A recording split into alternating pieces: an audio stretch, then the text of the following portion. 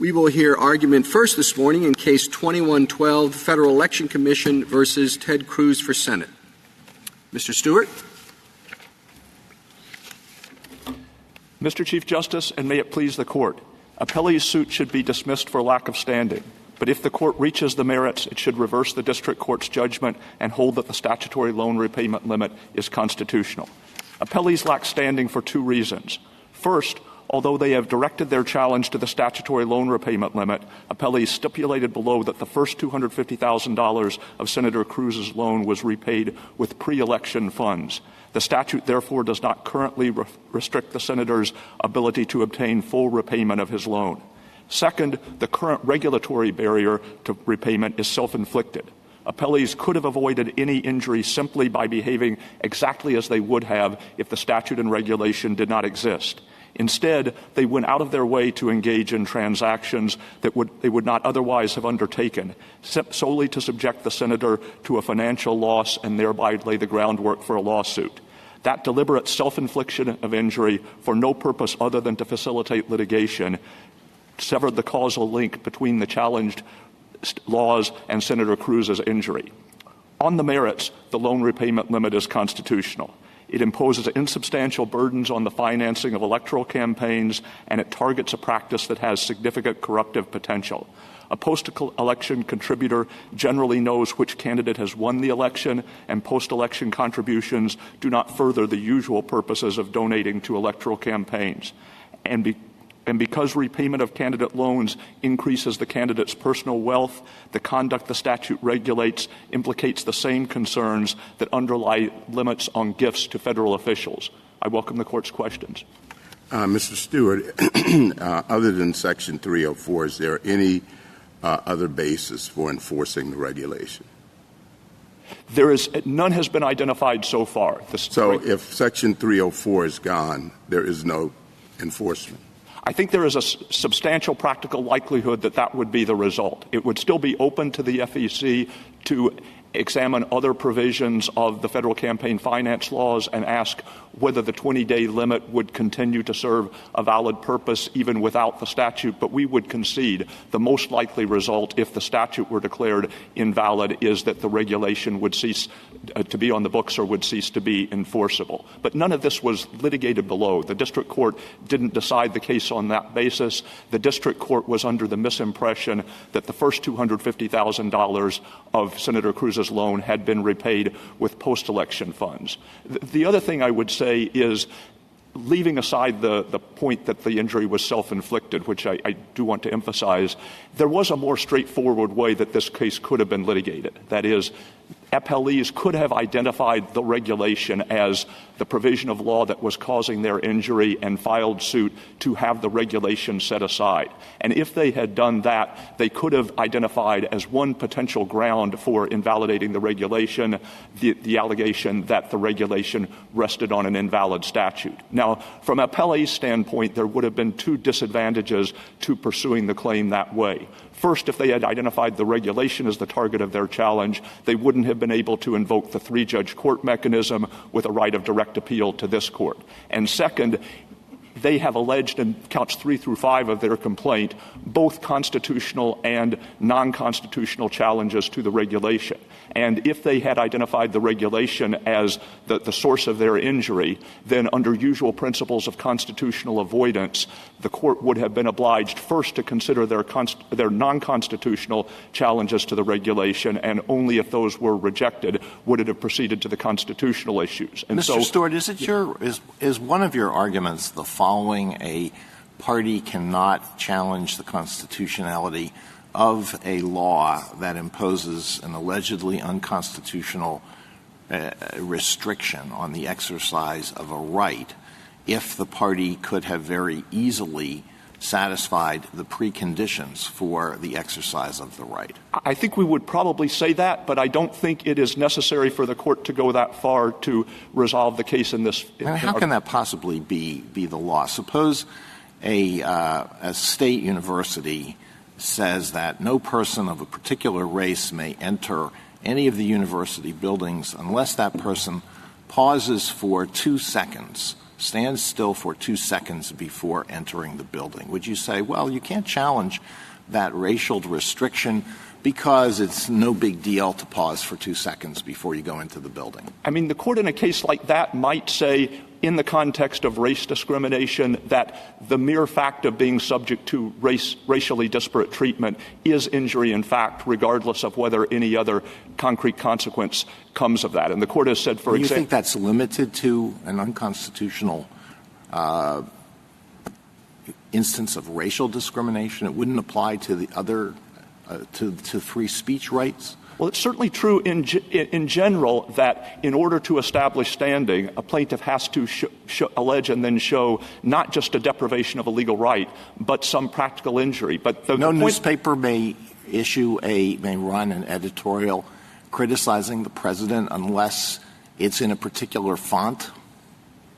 I guess the reason I would say that the court doesn't need to address those more difficult hypotheticals is that at least in order to challenge a limitation like that, the newspaper would have to allege, were it not for this restriction, we would use a different font. What makes this case particularly easy in our view is that appellees could have avoided their injury by doing precisely the thing that they would have done if the statute and regulation were not on the books. Let me give you one more example.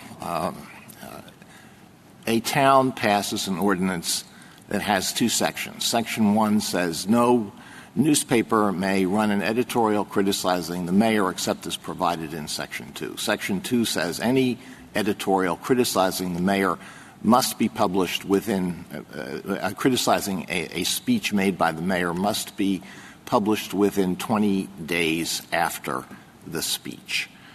Would the newspaper, after the 20 days passed, have standing to challenge Section 1 or only Section 2?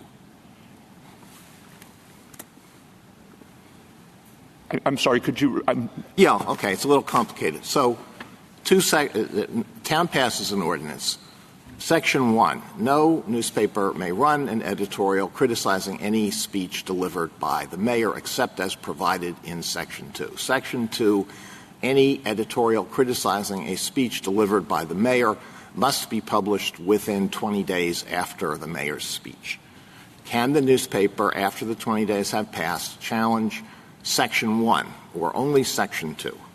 I think they could probably challenge both, but they would have to say, were it not for this legal restriction, we would publish an editorial critical of the mayor after 20 days. Where does this come from? I mean, I think that it's actually easy to find examples such as we've just heard.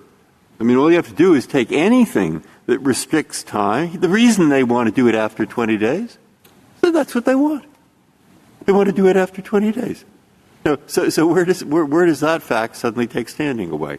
I mean, all you have to do is take any statute you want that you think might be unconstitutional, and you say it doesn't apply on a certain day, and then you say, oh, they could do it on that day. Or it doesn't apply in a certain place, or you say, oh, they could go to, the Aleutian Islands. I mean, and some people can very easily. And I just don't know of a case where we looked into, when they want to do a thing that the statute forbids, that we've looked how easy it would be to do it in a different way, or to do it in a different place, or to do it at a different time, when they say, we don't want to. Now, what is that case? I'm not saying it doesn't exist. All I can say is I can't find it. I would say Clapper, and it's implicit in TransUnion, but let me come at it this way by saying it's helpful to think of how the standing issue would have played out if the appellees had filed suit 7 days before the election, and they had said this provision impairs our constitutional rights by imposing burdens on the use of candidate loans for self-financing. I think for standing purposes, the first question a court would ask is, if this legal restriction were removed, or if it didn't exist, would you make a loan to your campaign, and would you wait for more than 20 days? And if the answer to that question was no, there would be no standing. That's Carney versus Adams. In Carney versus Adams, the plaintiff challenged Delaware law restrictions on the party affiliations of people who wanted to run for Delaware judgeships. And basically the whole standing analysis was an effort to determine, would this plaintiff actually run for a judgeship if these restrictions were removed? And the court concluded, we have insufficient confidence that he would, and therefore there was no standing. Now, if you'd asked that question of appellees 7 days before the election, the answer would clearly be no standing. They have stipulated that the only reason for making the loan and the only reason for the delay in repayment was to facilitate the lawsuit. And if there had been no statute, no regulation, there would have been no lawsuit to facilitate. So if these laws were not on the books, they wouldn't have made the loan. If they had made the loan, it would have been promptly repaid. They could have avoided injury simply by doing exactly the thing that they would have. The analysis in Carney against Adams is a lot more concrete than your First Amendment hypothetical. I mean, these cases are hard enough when you're trying to figure, well, what is the weight of the infringement on the First Amendment values, against what is the protective effect on potential corruption. I mean, I don't know how you do that in the first place, but to say that the standing is going to depend upon a particular calculation, I think it's much more concrete in Carney against Adams when you're asking, would somebody really go run for office?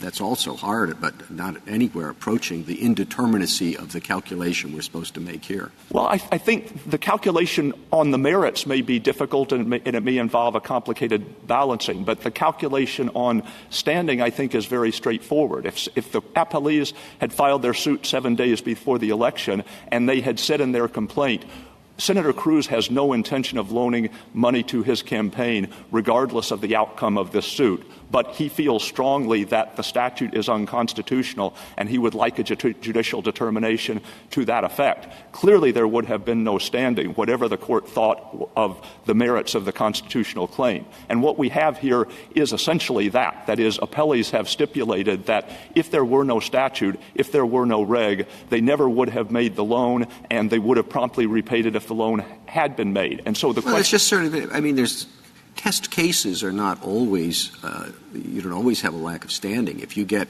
people challenging discriminatory housing practices and they go in and say, we're thinking about buying this house, and they're discriminated against because of their race, and they don't say, well, whatever, you can't buy the house, they don't have to go in and prove that they would actually buy the house, do they? Well, if they might not have to prove that they would buy the house in the same way, for instance, that in the school admissions cases where you have use of racial criteria in school admissions, the plaintiffs don't have to show that they would have been admitted if the laws were different, but they do have to show they were ready and able to apply. And the question here really is, if they didn't have standing 7 days before the election, can they manufacture standing by voluntarily subjecting themselves to an injury solely for the purpose of facilitating a lawsuit? I mean, Mr. Stewart, if I might, sir, I do have difficulty understanding this manufacture business because he wasn't precluded from contributing to his campaign, so he could. He was only precluded from repaying it from certain funds. And so I don't know that this is a manufactured injury as such. Can we go to the specific point, or one of your many points on standing, but the one that I'm most concerned about, which is that he, in fact, had no injury because he had used pre-election funds to repay his debt, and there was no bar to him using post-election funds to pay the $10,000. Yes, I mean that's a different kind of situation. That's a different standing argument. That is an argument that the inability that he currently faces to repay the remaining $10,000 is attributable to the regulation rather than to the statute. But our argument about... I'm not even sure it's attributable to the statute. The statute says that you can't use post-election funds to pay off more than $250,000 of pre-election funds. But if he didn't have pre-election debts greater than $10,000, he would still have the money to pay. Well, he loaned the campaign $260,000, so the campaign had a $260,000 debt to him, and it repaid $250,000 of that amount and stipulated that— From pre or post? He stipulated that he alleged in the complaint that he paid it through post-election funds, and the district court at the motion to dismiss stage rejected the standing argument, accepting as true that allegation. But the appellee subsequently stipulated that none of that $250,000 was from money raised after the election, and the stipulation is binding on them. So if they used pre-election funds, then— They claim that they used 2024 election money instead of pre-election money. Why don't we get to their allegations and why you think? I have read the deposition of one of the assistant treasurers who said he wasn't sure which funds were used, pre-election or 2024 election money. So the question I have for you is, and he said money is fungible, and our intent was to use 2024 election fund money to pay this debt. Well, why isn't that enough? Well, first, the 2024 election money that they were talking about was money that was received by the campaign before the 2018 election, but was subsequently redesignated for the 2024 campaign because the people who had contributed it were already maxed out for the 2018 election. And we would say those are pre-election contributions because they were received by the campaign before the election. The appellees say the redesignation effected a simultaneous refund of the earlier contribution and the making of a new post-election contribution. And there's a legal dispute about that. I mean, one thing I would say about that legal dispute is the position we've taken is the one that is more favorable to campaigns generally. We're saying if you give the money before the election and it's redesignated afterwards, that still counts as pre-election contributions, so it doesn't count against the $250,000 cap. That's the pro-campaign position. They are taking the anti-campaign position in order to try to buttress their argument that they have been injured. But at the end of the day, they don't even say we use those funds to repay the debt. They say those funds were available for use and we didn't attempt to trace the money because money is fungible and there was no point to it. But again,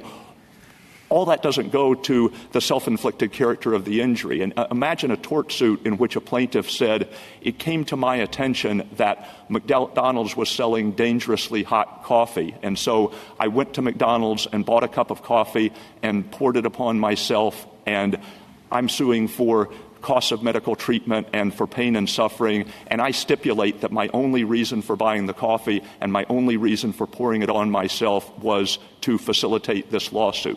I think we'd all have the strong reaction that suit can't go forward. And I think the best doctrinal basis for saying that the suit can't go forward is even if we take as true the allegation that McDonald's was behaving negligently by selling the coffee, the plaintiff's own deliberate conduct in visiting injury upon herself solely in order to facilitate a lawsuit severed the causal link between any wrongdoing and her ultimate injury. And that's basically what the court said in Clapper. The plaintiffs in Clapper said, we have paid out money to take protective measures to prevent our own communications from being intercepted. And the court said, if you would otherwise lack standing to challenge the laws that allow the interception of communications on the grounds that your injury is not sufficiently real and immediate, you can't manufacture standing simply through a self-inflicted harm. And the court said that's a reason for holding that the injury is not traceable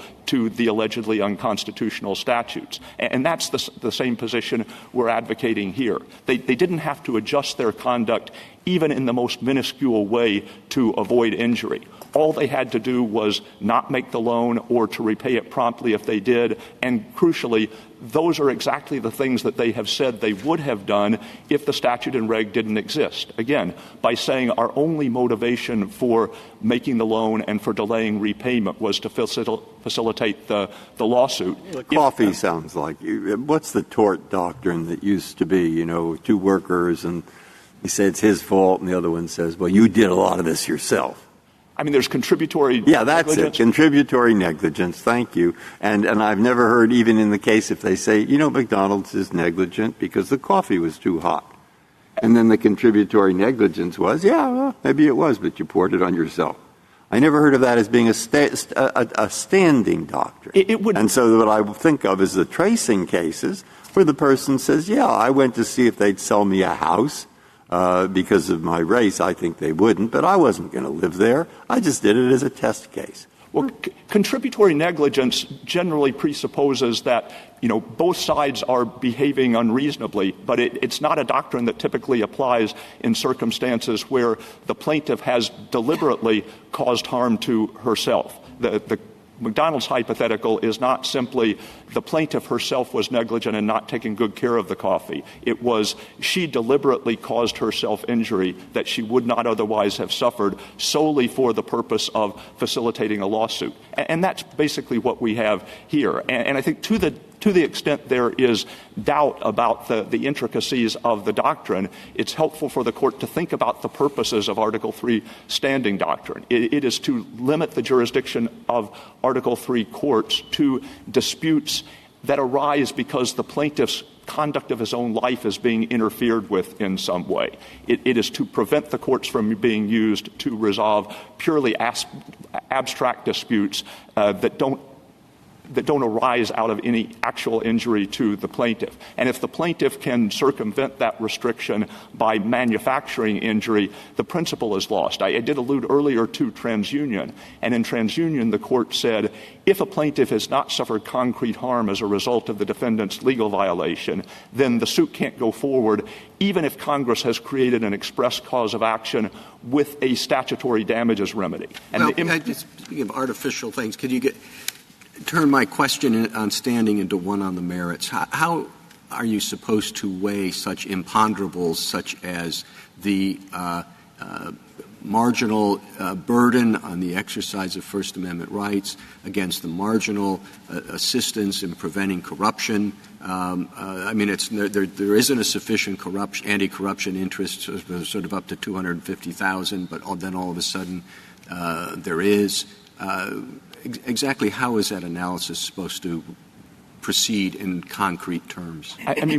We don't pretend that it's a bright-line rule, but I think we would say two or three different things. The first is there are severe restrictions on gifts to officials in all three branches of the government. So there's an established understanding that the government has a substantial and legitimate interest in preventing the effects that might arise if federal officials were given money that would enrich themselves personally. And the campaign finance laws in specifying the permissible purposes, the permissible uses of campaign contributions draw a line between campaign expenditures that will further the purposes of the campaign and campaign expenditures that will benefit the candidate personally. And Senator Cruz says that this doesn't enrich him personally because he's no better off than he was before. It's paying a loan, not lining his pockets. He's certainly no better off than he was before the loan was made, but the whole thrust of his argument is after a loan has been made, there may be a legal entitlement to be repaid,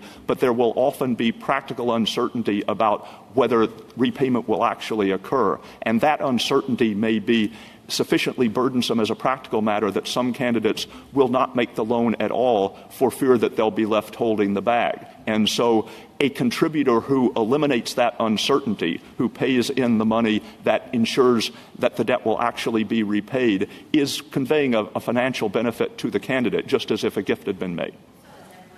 So is everyone who contributes to a campaign in that respect? Well, at the time that pre-election contributions are made, there is still campaign literature to be distributed, there are television ads to be run, there are campaign activities still to be funded. After the campaign is over, the only permissible use of post-election contributions is to repay debts outstanding by the campaign. And in many instances, the only or the principal debt that the campaign owes is to the candidate himself. And if a donor knows that, then the donor will understand that by giving money, he or she is enriching the candidate personally in the sense of making the candidate richer than she would be but for the repayment. Why isn't the $2,900 limit that applies sufficient to address the government's anti-corruption interest, especially given, as Justice Barrett says, it is a loan, not a gift? I think for two reasons. The first is the general $2,900 limit has in mind contributions that will be used for campaign-related activities, for speech. And that is, and the limits on gifts to, if I could, the limits on gifts to federal officials are much lower, reflecting the insight that we worry about corruption at a much lower monetary level when the money is going into the candidate's pocket. And the other thing I would say is, in drafting the $2,900 limit, Congress was attempting to balance the desire to avoid corruption against the desire to enable contributors to participate meaningfully in the electoral process, and that opportunity is basically over once the election occurs. Thank you. Justice Thomas, anything further? Mr. Stewart, just a couple of questions to just satisfy my curiosity, one on the merits. Could you, if the government determined that certain media outlets had an outsized influence on election, could it similarly limit the amount that they spend on editorials to equalize the influence?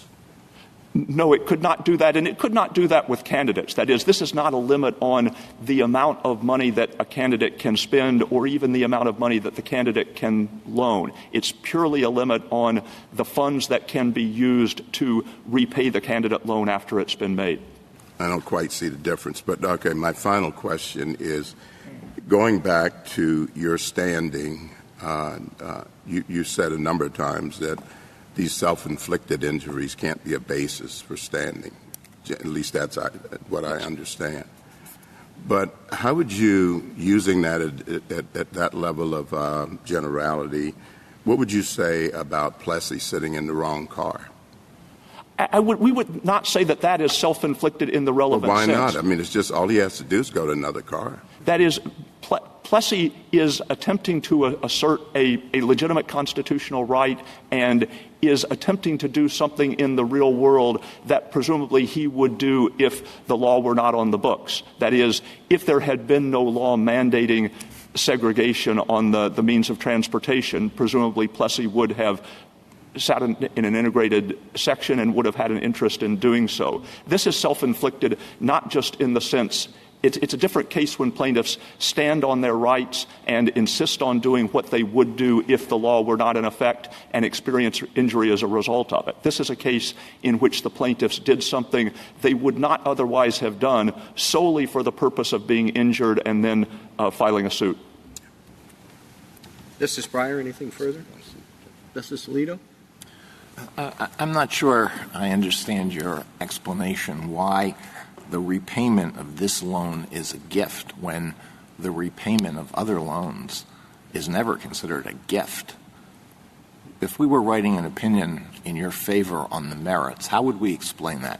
I mean, suppose you have a federal officer who it has become publicized that he loaned money to somebody and that person defaulted, didn't pay him back, and so the federal office holder is out $10,000, and some other person comes in and says, I want to make the officer whole because I respect what he's doing.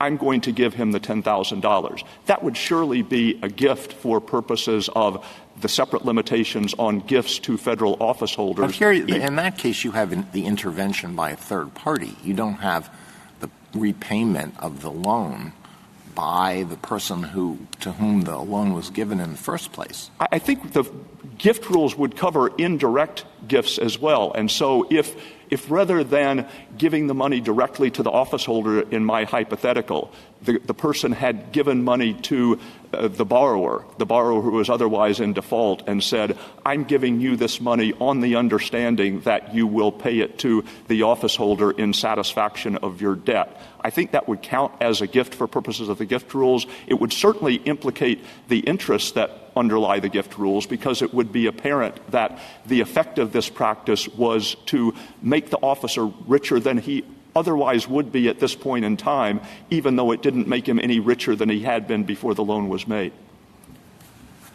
Justice Sotomayor? Counselor, the Chief asked a question about how do you determine where the risk of corruption arises? Congress has chosen the $250,000 figure. But I guess what he was asking is that figure defensible and on the basis of what? I think there are two ways you can defend Congress's ability to set some cap and not simply to impose a blanket prohibition on all use of post-election contributions for candidate repayment. The first is Congress can balance competing interests, and the Court often says no law pursues its principal objective to the furthest possible degree. So Congress could say, we also want to make it feasible for candidates to use loans as seed money to finance their campaigns, and we're going to strike a balance. The other thing I'd say is I do think a large outstanding balance creates a corruptive potential that a small one may not, because if an office holder is confident that he will be able to receive enough in post-election contributions to repay the loan with a substantial cushion, then no one donor can say, I made you richer than I otherwise would be. No one donor will have significant leverage over the candidate. And by contrast, if the loan is large and the candidate is unsure whether repayment will be forthcoming, then each potential donor has greater leverage. And Congress could use a dollar threshold as a rough surrogate for a loan that implicates this uncertainty about whether full repayment will be forthcoming. And with respect to the $250,000 figure in particular, I think that's just the same as what the Court said in Buckley about the individual contribution limit, that once we are satisfied that some limit is warranted, we don't probe with a scalpel to determine whether the one that Congress has chosen is the precisely best one. Justice Kagan? Mr. Stewart, part of Mr. Cooper's argument is that we should analogize this to an expenditure limit, in the same way that our law has clearly held you can't limit a candidate's ability to spend money on his own campaign. So, too, it's a similar burden to say that the candidate can't loan as much money as he wants to his campaign. And I'm wondering what you think the difference is between those two propositions. I think there are really two differences. First, one of the reasons that the Court in Buckley gave for why expenditure limits were no good was that a candidate's own expenditures on his campaign will typically reduce the likelihood of corruption because the candidate will be less dependent on outside contributors for the running of the campaign. And a loan, to the extent that it can be repaid with post-election contributions, really has the opposite effect. It causes the candidate to be more dependent on outside contributors, not just for running the campaign, but for his own personal financial well-being. And the other thing I would say is the Court said in Buckley, a limit on the amount of money that you can spend on campaign speech is de facto a limit on the amount of speech that you can engage in, because even in the 1976 modern world, let alone the current world, effective electoral speech requires expenditures of money, and so a limit on expenditures limits speech. Here, the impact is much more attenuated and uncertain. That is, when they say that speech will be suppressed, what they mean is some number of candidates will be less willing to lend money to their campaigns or will be willing to lend less money, and as a result, fewer funds will be available to the campaigns to engage in speech. There may be some marginal effect of that nature, but it's much less direct and immediate than a limit on the amount of money that the candidate can actually spend. Justice Gorsuch? Anything further? You said earlier, Mr. Stewart, it's not a limit on the amount that a candidate can spend or even loan. And I want to focus on that, or even loan, because it would seem to me that the law puts the candidate to a choice of spending your own money for a loan above $250,000 or foregoing repayment of any amount above $250 and foregoing any repayment for an amount above $250,000. So the choice is to spend that without any possibility of getting it back or not spending it at all. And that seems to be, therefore, a chill on your ability to loan your campaign money. Why is that not right? I think the third option is you can loan the campaign as much money as you want, and you can get full repayment as long as the loan is repaid with pre-election funds. Sorry to interrupt, but it's a close election. You're emptying the coffers. It's down to the wire. There are no pre-election funds left. That's how close elections work. You spend it all a lot of times or come close to it. So you have to rely on post-election funds. In that instance, the candidate coming down in the last few days is quite a bit chilled from using his or her own resources above $250,000 because there's no possibility of repayment under this statute, even in $2,900 chunks. I think the two things, I first concede your premise that there will be situations in which very close to the election, the candidate will be faced with a choice of either limiting the size of the loan he makes or being willing to eat a portion of it. I think the two things I would say are, first, Congress has the objective that it has of reducing candidates' reliance on outside contributors for financial well-being, and Congress can be concerned about candidates who put themselves in their position where, in order to be repaid in full, they have to solicit post-election contributions from donors who know that the candidate has won and know that the donor is dependent on new money in order to be made whole. The second thing I would say is, even if you thought the statute would be unconstitutional as applied to that particular scenario, it wouldn't be a basis for accepting the as-applied challenge here, because the campaign here made the loan for an entirely different purpose. And one more, but why allow the $2,900 repayments up to the $250,000 cap then? Aren't those people who give those $2,900 post-election contributions also triggering the same corruption problem that happens with the person who happens to give the $2,900 when the $250 cap has been exceeded? I guess the two things I'd say are closely related to what I said before. The first is, if the loan is small and the candidate is very confident of it being repaid, then no individual donor will have particular leverage over the candidate. And the second is... time out there. It's $2,900 from each person. And the theory has to be that each person's $2,900 triggers, in a post-election contribution, triggers some corruption appearance problem. I don't see why that's different where your $2,900 comes in the wall before or after you exceed the $250 cap. I agree, and as we said in the opening brief, we think Congress constitutionally could have eliminated all use of post-election contributions to repay candidate loans. Indeed, I think Congress constitutionally could forbid post-election contributions altogether and could say any money that is donated after one election has to be directed to the next one. And the question is just, can Congress attempt to balance competing interests, or can it focus on the very worst manifestations of the behavior without having the statute held unconstitutional? Thank you. Justice Barrett? Mr. Stewart, I want to give you a chance to talk a little bit about the other side of the balance. The Chief pointed out we're balancing burdens against the government's interest in stopping corruption. And the court below found that you hadn't introduced sufficient evidence of corruption coming from these post-election contributions, both because there wasn't factual evidence, there was conflicting legislative history, and the difficulties with this YouGov survey. So given that there wasn't any evidence of actual quid pro quo corruption causing problems, do you want to address that?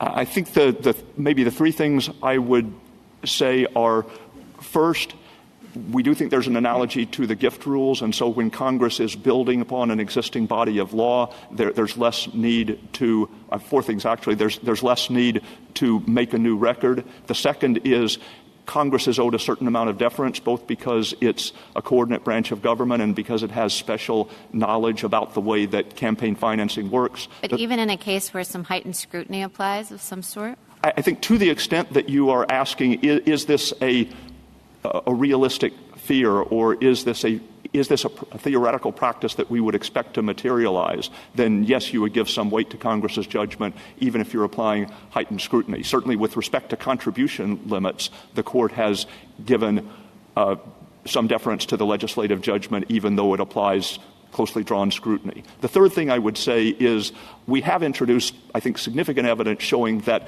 people in the real world think this is a problem. People in the real, I don't mean the recipients of the surveys. I mean the commentators, the people who follow politics closely. They may disagree as to the extent, but they agree that this is actually a practice of concern. And then the fourth thing I would say is BCRA has been on the books for 20 years, and so in the nature of things, it's difficult to amass empirical evidence about what would have happened if BCRA had not been the law.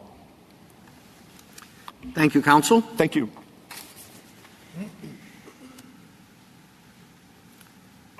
Mr. Cooper. Thank you, Mr. Chief Justice, and may it please the Court. The government's arguments against Senator Cruz's standing are meritless. First, even assuming, as the government claims, that Cruz's $10,000 injury was directly caused by the 20-day regulation and not by operation of Section 304 itself, the government cannot escape the fact that the 20-day rule is parasitic to Section 304. It has no life independent of the authorizing statute. And so if Section 304 is invalid, then the 20-day rule is perforce also invalid. Nor does it matter whether Cruz's $10,000 injury was self-inflicted, at least since Mr. Plessy sat down in the train car reserved for whites. This Court has repeatedly held that a plaintiff who deliberately subjects himself to the injury of unconstitutional government action for the admitted purpose of challenging it has created his standing, not defeated it. On the merits, the government defends Section 304 as a measure that serves to protect against what it says is the special threat of quid pro quo corruption from the use of post-election contributions to repay candidate loans.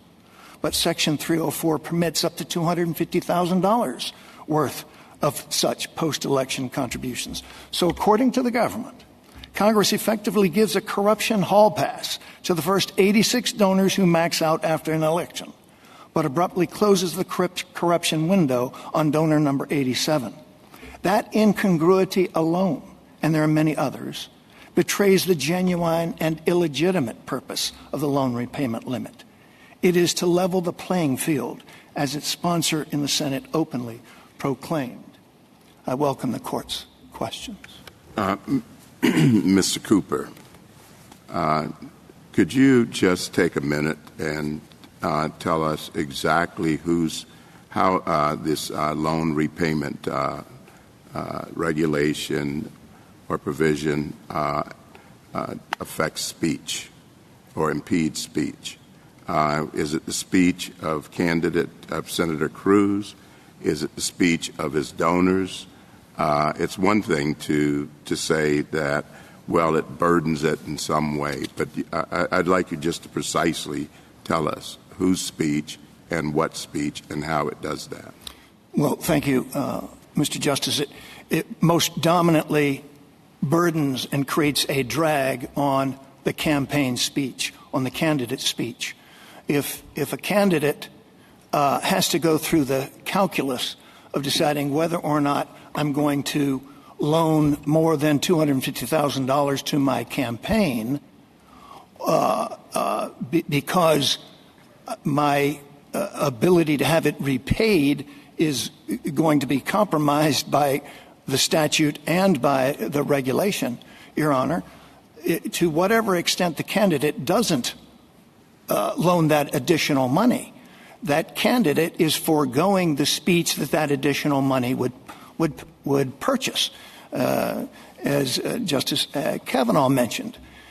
Of course, Mr. Cooper, the candidate can spend all the money he wants of his own money. I mean, put aside the loan question. He can spend $1 gazillion of his own money if he wants to on his campaign, right? That's true. By Constitution. I'm sorry? Under the First Amendment.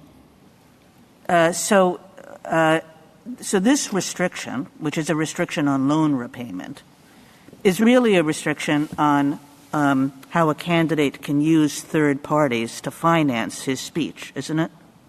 Your Honor, no more so than any other campaign contribution. Correct. Every time. I think that that's exactly right. It's a restriction on how a candidate can use third parties to finance his speech, which is exactly what contribution limits are. From the candidate's perspective, it's one and the same thing. Is that right? No, Your Honor. A loan is clearly a form of self-financing by the candidate, obviously to whatever extent that loan is not repaid, it does become a contribution. But the important thing is, I guess I don't really quite understand the distinction. If this is a restriction on how a candidate can use third parties to finance his speech, not a restriction on how the candidate finances his own speech, but a restriction on third-party financing of the campaign, why isn't it completely identical to contribution limits, which we have a well-established law, which is very different from our law respecting expenditures? Your Honor, when a candidate loans his own money to his own campaign to purchase speech, to increase the amount of expression in the advocacy of his own election, as Buckley protects, that candidate is calling upon the candidate's own financial wherewithal. That is an expenditure. The statute itself. For a time until the third parties repay that money. So it's not an expenditure. It's just a financing mechanism. It's a timing mechanism that puts contributions that enables you to switch contributions at one time to contributions at another time. And, Your Honor, the Congress has placed no limit whatsoever on the amount of loans that a candidate may make and may be paid back with pre-election contributions. The place where this loan restriction creates a drag, Your Honor, is with particularly challengers, and that was its purpose. It creates a drag because a challenger who needs and can't rely on contributions early in a campaign and has to get his campaign off the ground often has to loan that campaign money, Your Honor, and that becomes critical to the campaign's ability to speak on that day. But it just limits the amount of speech that a candidate can make on somebody else's dime. It does not limit the amount of speech that a candidate can make on his own dime. And what I'm suggesting is that when we think about limits on the amount of speech that a candidate can make on somebody else's dime, the appropriate place to look in the law of campaign finance is to the law respecting contribution limits rather than expenditure limits. Well, Your Honor, I would simply push back by saying the statute itself defines loans as a thing of value. It defines loans as an expenditure. Congress recognizes that when a candidate calls upon his own financial resources to fund his campaign, even if it is ultimately a loan and hopefully is going to be repaid by contributions and any other fundraising by the campaign itself, those are the candidate's own funds. And again, Congress has itself defined that as an expenditure. However you characterize it, haven't you just answered your own question? And you started out by saying this is very incongruous because they let you're limited before the election to $2,900. Why? Because we're afraid, take as a given, the $2,901 will be seen as buying something else than the election. It will be seen as a corrupt thing, possibility. That's why that's supposed to be okay. All right, so you say now, Mr. Jones gives Mr. Smith the same $2,901, but he gives it having known that Mr. Smith was elected. So whatever appearance was there beforehand, it seems to be worse after. You say, but why then do they allow $250,000? And you just answered it. Because with $250,000, you can help candidates challenge incumbents. We can help the candidate who isn't too popular at the beginning but has assurance that I will become. So Congress has two conflicting interests. On the one hand, it wants to help those candidates challenge the incumbents or poor candidates or ones who have great confidence. And on the other hand, it doesn't want the 2,901 appearance. You have two conflicting interests. We'll resolve them. Raise the amount. Instead of 2,901, it becomes 250,000. Okay? So what's incongruous about that? I don't see anything incongruous. I just see conflicting interests. And here they have a compromise. What's wrong with that? Your Honor, the contribution base limits apply whether the contribution is made before the election or made after the election. And, Your Honor, this Court said in McCutcheon that so long as the contribution base limits apply, then Congress has determined that there is no cognizable risk of corruption. So a limit, a contribution made after the election has no more cognizable risk of corruption than one made before the election. But you say, yes, it does. You're right. Absolutely right. The only problem here is, in addition to being a contribution, or however you want to characterize it, you are also helping the candidate put money up front. And that is a pro-competitive democratic interest. And therefore, the interest with the interests that we're trying to deal with, the same point I just made, it's not incongruous. There is a risk of corruption once you get to 2,901, but it isn't a pure contribution. It is paying back money that the candidate advanced. And that's a plus. And it's a big plus. And so we say we will, with this particular kind of contribution, which isn't really a contribution, it's a payback, with this particular kind, we'll offset. That's the same point I just made. I just don't see an incongruity in that. Your Honor, it seems, and I would submit to you, it is very incongruous. If Congress, as the government suggests, is concerned about the corrupting effect of post-election contributions, that it has allowed $250,000 worth of those very post-election corrupting contributions. Right. Everybody is, Your Honor, limited by the base contribution limits. All contributors are. Yep. But here we have 86 contributors who get to come in and make this alleged gift. Why? Why? Why might Congress want to let them do that? I've said the same thing in my question. I don't know if I need to repeat it, but you haven't quite said why that's a bad reason. Why might they want to do that? They want to do it, I'll repeat for the third time, because they want to encourage candidates to loan money to their campaign, at least for a while until they take off. That's a pro-democratic interest. They actually want to discourage candidates. The whole purpose of Section 304 is to deter candidates from loaning money to their campaign, at least money that might make a difference, money in above the $250,000 level.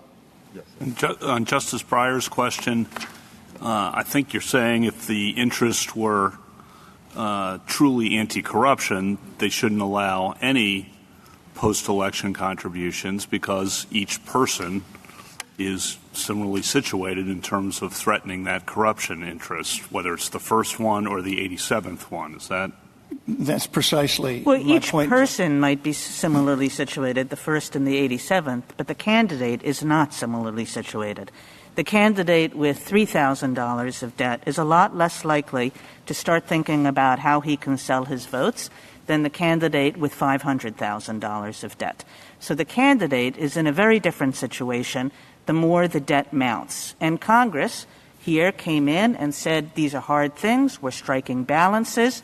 We're picking $250,000 at the time where candidates really start worrying about the kind of debt that they have and the kinds of things that they can do to reduce that debt.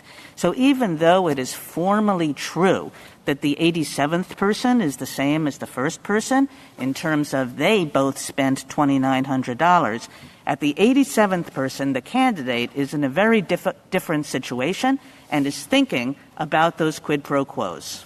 He's thinking about them, Your Honor, because Congress has not allowed the 87th person to come in and make that claim. And I'm glad you have focused on the candidate, and the candidate, as the candidate is deciding whether he's going to call upon his own financial wherewithal to fund speech, Your Honor, First Amendment political speech. He is going to think twice. Yes, if he can't afford to just give his campaign money, he's going to think twice whether or not he loans more than $250,000. In order to advocate his own money, to advocate his own election. And that was the purpose of Section 304, to make sure that the challenger didn't loan more than $250,000 to his campaign, or at least that if he did. Well, this goes back to my first risk. question, which I think we've probably covered in sufficient detail, but it's just the same as Congress saying we're not going to allow a candidate to go get a $500,000 contribution from somebody. That's another way that the candidate could finance his campaign. So I'm sorry. This is not candidate expenditure. This is candidate financing of a campaign. It's a structure to allow a candidate to finance a campaign without spending any of his own money.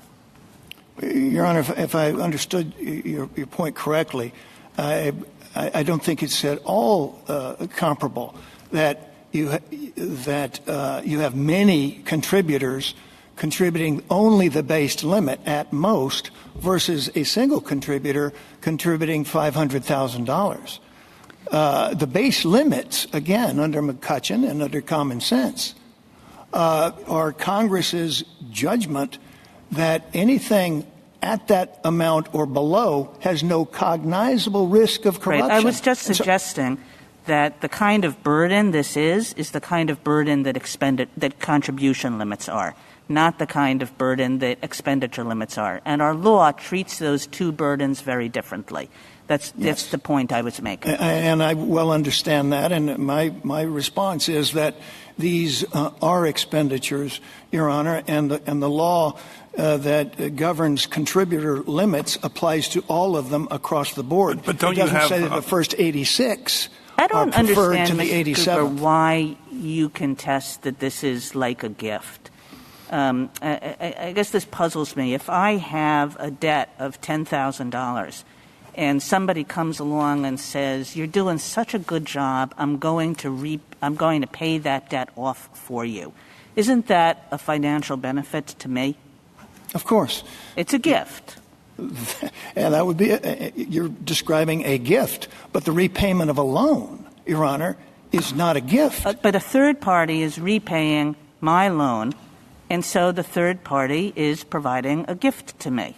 Your Honor, I mean, that's just like, of course, right? Your Honor, if a third party says you're doing such a good job, I want to repay your loan for you. I mean, one day I had a $10,000 loan. The next day I don't. I'm $10,000 richer. Somebody just made me a $10,000 gift. Your Honor, if a contributor comes in and gives the candidate a $10,000 gift, then yes, that violates not just the gift statutes, but if there's a quid pro quo involved, the bribery statutes. This is we're that's talking the entire about campaign point of this law. I mean, the entire point of this law is that we start getting worried when people start repaying the candidate's indebtedness, because that's just another way of putting money in his pocket. Your Honor, what about the rest of the campaign's debts? This campaign ended up with $2.7 million worth of debt. Only 10%, less than 10% of it was the candidate's debt. Is every contribution made after the election a gift to all of those creditors? Of course it's not. And nobody would view it that way. It's not a gift, Your Honor, when the the debtor pays the creditor what the creditor is owed. And that's what we have here. Yes, it is true that all of the campaign's debts are paid by contributions limited by the base contribution limits. All of them are, but the candidates' debts don't stand in any different shoes from the ad agencies or the consultants or the landlords of a campaign. Well, it stands Mr. Cooper, does this statute apply any differently to candidates who lose than to candidates who win? No, Your Honor, it doesn't. It applies to losers as well as to winners, and that's, in that respect, it's over-inclusive. It's under-inclusive in many respects, but it's over-inclusive in that respect. Counselor, what is the possibility that a loser is going to necessarily, or in most instances, get contributions afterwards? Your Honor, certainly losers of elections typically are not able to generate. So generally, we don't look at people who are not likely to be injured when we're deciding the constitutionality of a statute. Your Honor, to whatever extent the Section 304 and the loan repayment limit does operate on a loser to prevent repayment of a loan, it operates in the same way. Yes, I certainly concede that the opportunity for losers to generate post-election contributions are nothing like winners. Well, they may not have the same I'm sorry. Just to return briefly to this standing issue, accepting your stipulation, as Mr. Stewart does, about the $250,000 being paid out of pre-election funds, the statute itself imposes no burden on you paying the remaining $10,000 out of post-election funds, right? The statute does not. The statute does not. The regulation does. The regulation if you accept his reading of. I know we're beyond that. If you accept it. Or at least for purposes of the hypothetical. Yes, Your Honor. So it's only the regulation that imposes the injury on you. Now you say, well, it's in your evocative manner, it's a parasite on the act, and so you should be able to challenge the act. And I'll give you that, again, for purposes of the hypothetical. But that's not the question. The question is, do you get a three-judge court? And in that respect, your challenge is only to the regulation, not to the constitutionality of the statute. So, and the parasite doesn't help you because, yes, if you're in district court, I think you're right that you can challenge the statute that gave birth to the regulation, if you don't want to use the parasite, but that's a different question. The question is your access to the three-judge district court. Mr. Chief Justice, with respect, I don't believe it is a different question. And it's not because it is true that the regulation is the immediate cause of the injury to the campaign and its inability to pay back $10,000 of that loan. But, Your Honor, that the cause, it is fairly traceable to the statute itself. And even if we had never made a claim, any independent claim against the regulation, and had only made a constitutional claim. Sorry to interrupt it, but you win, regardless of whether the statute is constitutional or unconstitutional, if you're able to strike the regulation. For example, that it's arbitrary and capricious or some other administrative law basis. So you do not have the requirement of a constitutional challenge that's necessary to trigger the three-judge district court. Your Honor, if I had a independent constitutional challenge against the regulation, then I would not need to challenge and defeat the if you had authorizing statute. A constitutional challenge to the regulation. I don't know what constitutional challenge I would have to the regulation other than the notion that it was arbitrary and capricious. And yes, we did make that claim. But Your Honor, if my only challenge to the regulation is that its authorizing statute is unconstitutional, I can still challenge the authorizing statute again, I think that's right. If you're in normal district court, you're one judge up there. But if you're seeking a 3-judge district court, I don't know that a challenge to the regulation is enough to get you in. Because you prevail if you strike the regulation down under arbitrary and capricious grounds, and you would be making that argument. And that's not a constitutional argument. That's an administrative law argument. But if I'd never even made those claims, and I'd only it isn't claimed, absolute. Can I surely, go ahead. Surely, Your Honor, the injury, the actual injury, is fairly traceable. That's the the standard here, fairly traceable to the host, if you will, authorizing statute. Think of this, because this is actually, I think, an unanswered question, and I don't know the answer. Imagine there's a challenge to the SEC, okay? Improperly constituted. Yes. And the person's hurt because of a regulation. He says the agency's improperly constituted. And I don't think there's any problem. We haven't had a problem reaching the constitutional issue. But does this 3-judge court statute intend to pick up that kind of constitutional issue, where the distance between what you're complaining about and the regulation that actually hurts you is pretty broad? Now, I have a hard time thinking the answer is yes, always you can, and I have a hard time thinking no, you never can. So any light you can shed on that, to me, would be appreciated. Your Honor, the light I want to shed on that is this Court's standard with respect to the traceability of the injury itself. And I just don't think there's any question that the injury is fairly traceable to the statute that gave birth, Mr. Chief Justice, as you say, to the regulation itself. It did indeed visit the immediate injury on us, but it's like saying the murder committed by Frank Nitti is not traceable to Al Capone, the man who ordered and paid for it. It's clearly traceable. Our injury is clearly traceable. Do you think that this regulation is in fact authorized by the statute?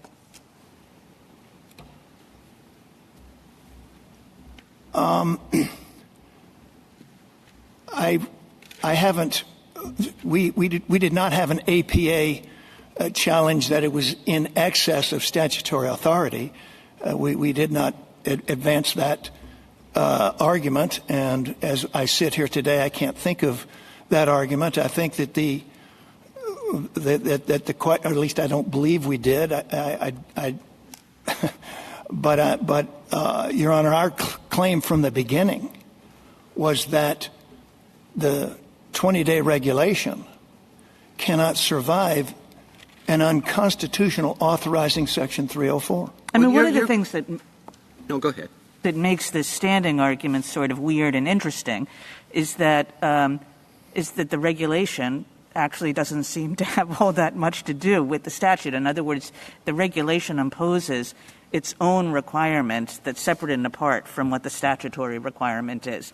And usually where we see something like that and we say, well, the regulation went beyond the bounds of the statute, that's its own legal problem. I mean, here we're sort of thinking about this because of the way the standing arguments were presented, but separate and apart from standing, it just seems as though it's its own legal problem that this 20-day requirement is in there in the regulation when it's not mentioned or in some sense comprehended by the statute itself. And I'm wondering whether we have a statutory question before we get to any constitutional question.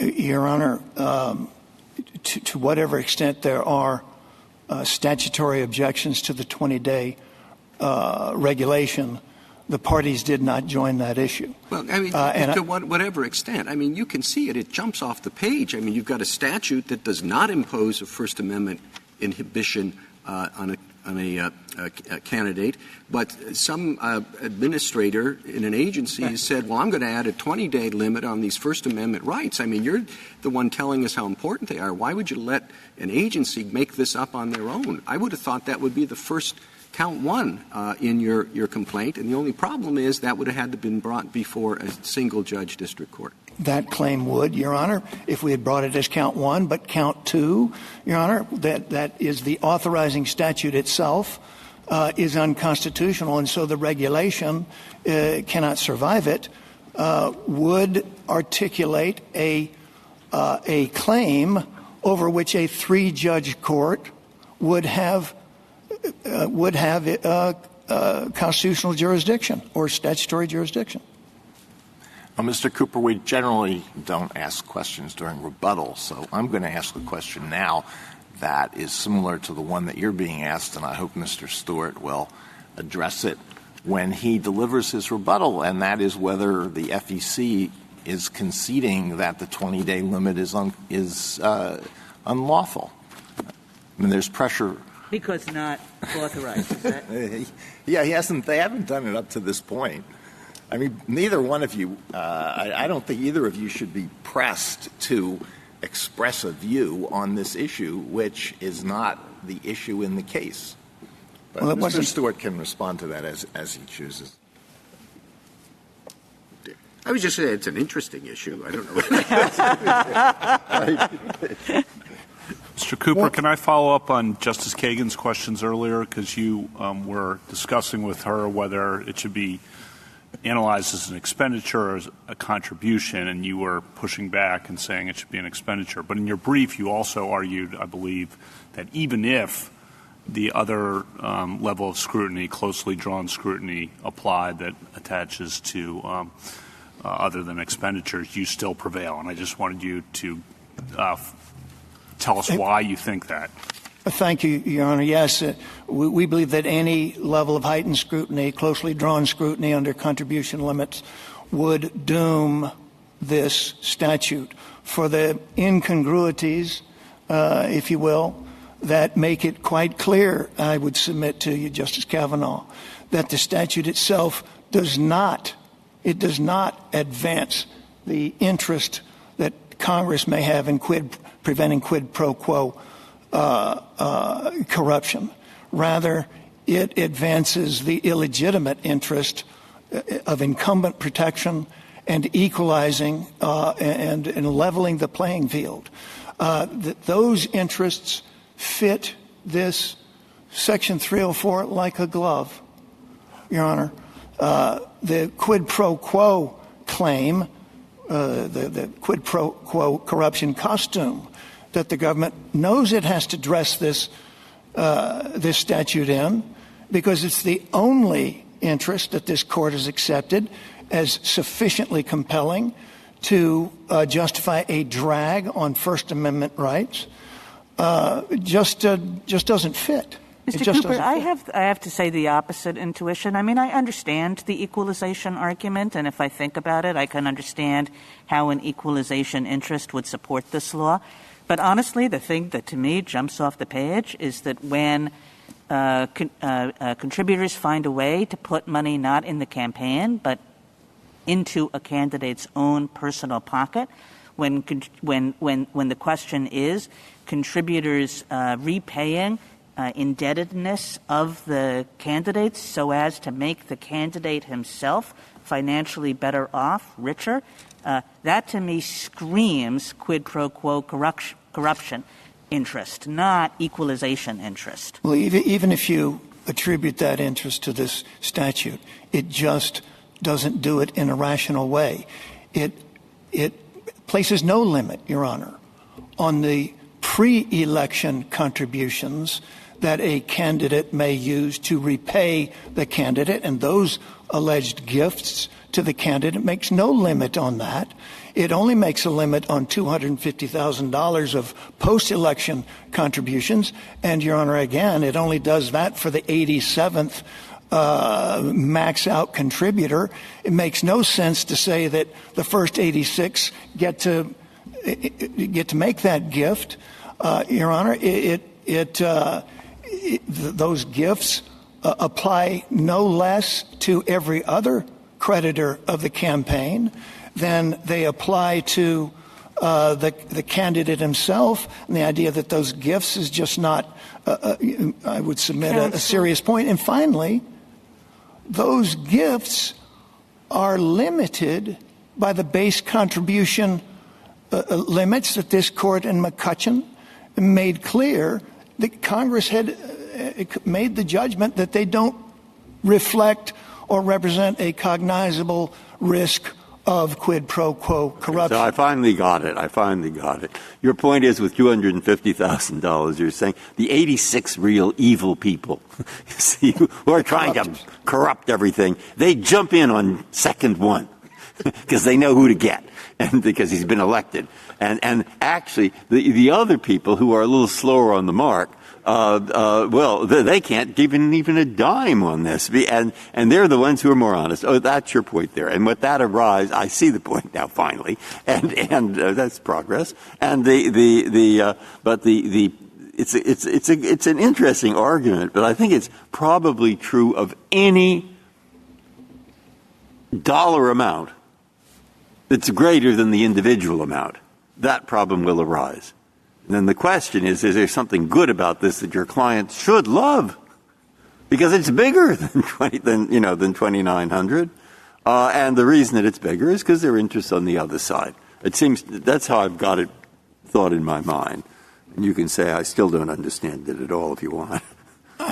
Your Honor, I'm hesitant to say you don't understand it. I just would respectfully say that that our submission about the total mismatch, the incongruities, the lack of fit between the claim of quid pro quo corruption prevention and what this statute actually does, to my submission, reflects what its genuine purpose was. Thank you. Justice Thomas, anything further? Justice Breyer? Justice Sotomayor? Counsel, we know that after an election, that your contribution as a contributor is not being used to promote a candidate because the candidate has already won. So it's not going to be an expenditure to promote your speech in electing the candidate. So my normal reaction is, why do you give after an election to a candidate who's not going to spend it on getting elected? He's going to spend it on something in the past, but certainly nothing with respect to the actual election and his getting his post. And to me, that's a natural quid pro quo. I'm giving because I want to draw my attention to you.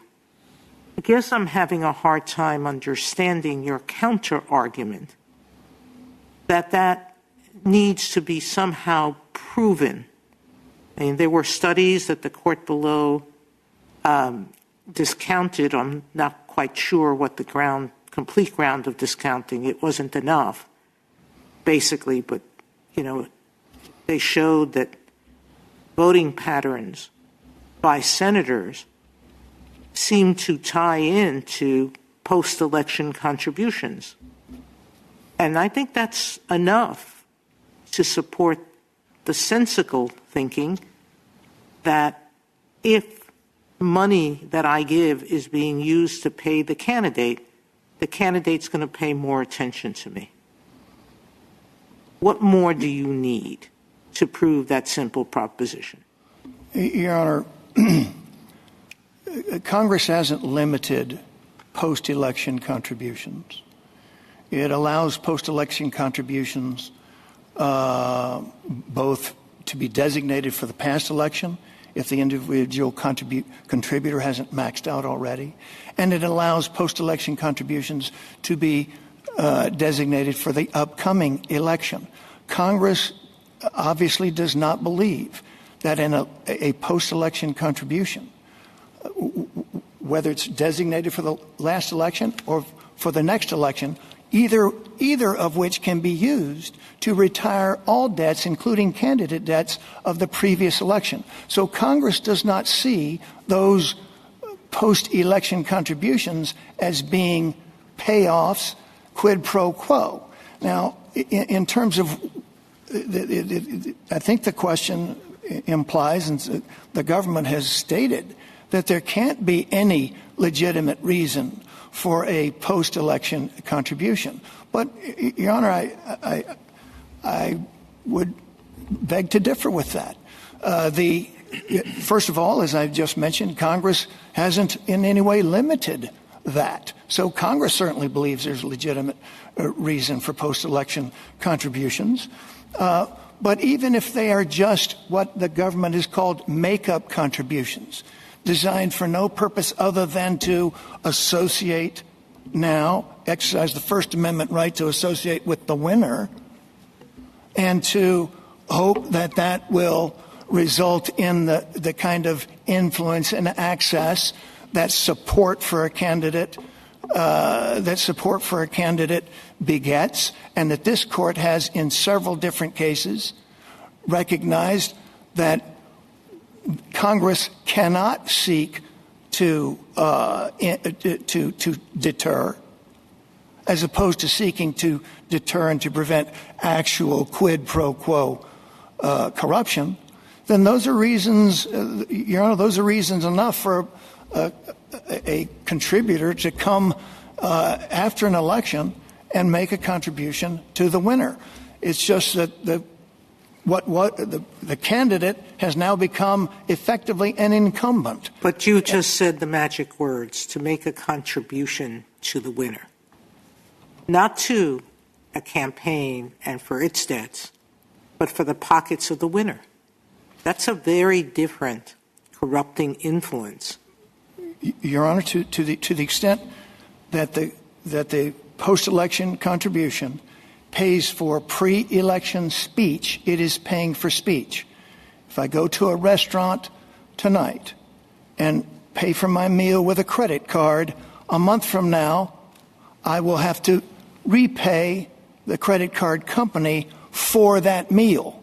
That's what these post-election contributions that actually retire debts pay for, whether they're retiring the debt of the candidate or any of the other creditors. It's paying for speech that was uttered before and was financed through credit, the candidates and others, uttered before the election. Justice Kagan? Justice Gorsuch? Justice Kavanaugh? One question. You had also mentioned that you think the statute is designed for or has the effect of incumbency protection, and I just wanted you to connect the dots and spell out why you say that.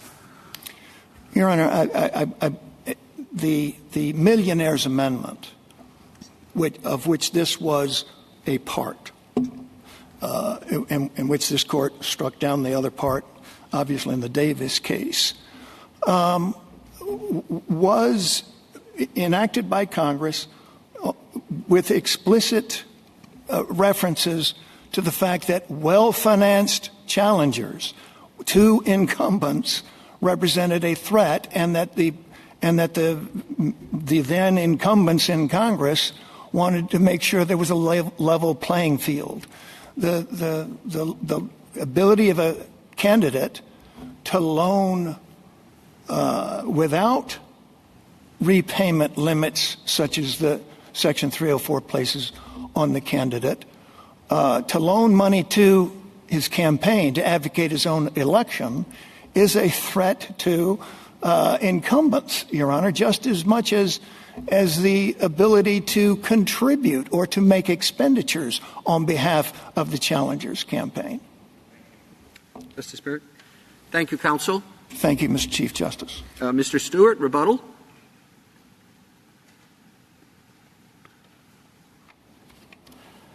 Thank you, Mr. Chief Justice. Let me respond first to Justice Alito's question. We're not prepared to concede that the FEC regulation is invalid, but appellees did challenge that in this lawsuit. That is, at page 26 of the Joint Appendix, count 4 of appellee's complaint alleged that the 20-day limit in the regulation was arbitrary, capricious, and not in accordance with law. And count 5 asserted a different non-constitutional challenge to the regulation. And the three-judge district court exercised supplemental jurisdiction over the regulatory challenges, but held them in abeyance while it adjudicated the constitutional challenge to the statute. And I think that was for two reasons. First, the district court was under the misimpression that the statute itself was the current legal barrier to full repayment. And second, the three-judge court understandably viewed its mandate as being the resolution of challenges to the constitutionality of the statute. And then, having held that the statute was unconstitutional, it said, we're dismissing the regulatory claims as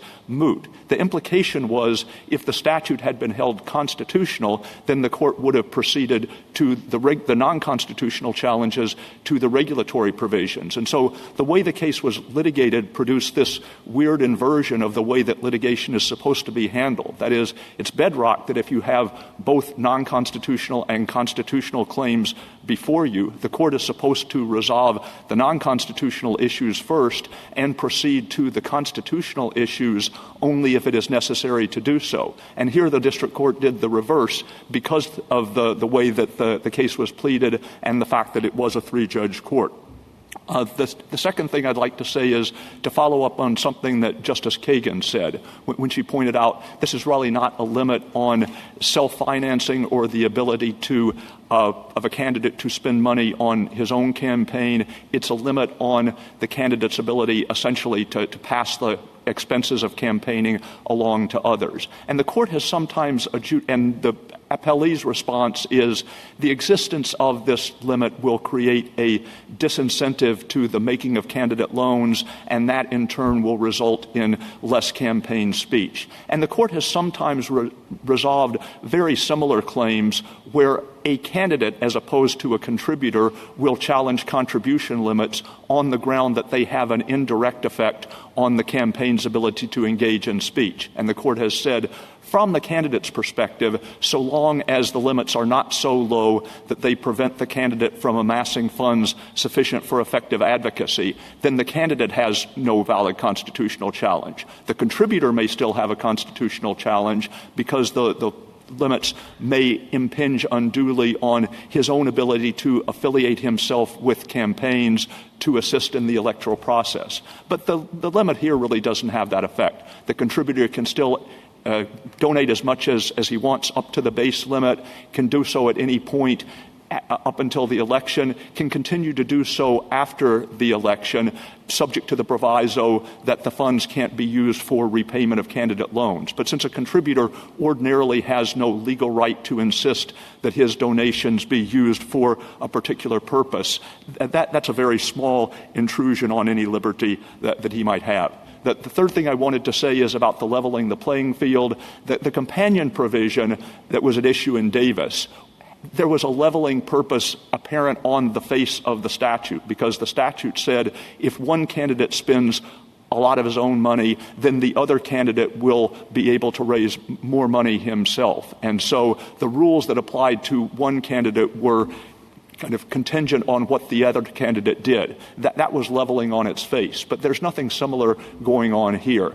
Yes, it's true that the loan repayment limit applies to each candidate in the race, but the rules that apply to one candidate don't depend on what his opponent does. The other thing about the fact that the loan repayment limit applies to losing candidates, I'd say three things. The first is what Justice Sotomayor said, that it doesn't have much practical impact on losing candidates because they can rarely raise sufficient post-election contributions to be over the limit. The second thing is that, as we see in Davis, ordinarily the presumption is that the same rules will apply to all candidates in a race, and indeed there can be constitutional problems even if they don't. And the third is, as the court said in Buckley, there are some circumstances where Congress decides that the same rules should apply to each candidate, even though the interests underlying a particular rule may not be as directly implicated by minor party candidates, for instance, who are unlikely to win and therefore are unlikely to do favors for the donor. Thank you, Mr. Chief Justice. Thank you, counsel. The case is submitted.